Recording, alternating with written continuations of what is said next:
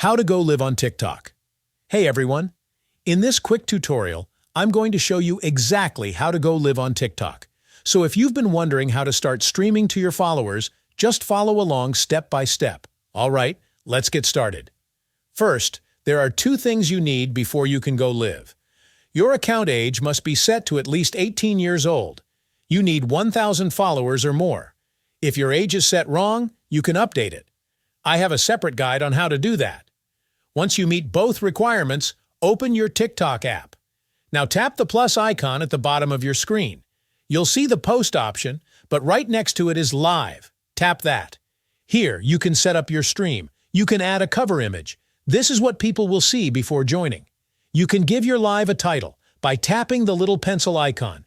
Choose a topic if you want. Set any goals for your live session. Add enhancements or effects to make your stream more engaging.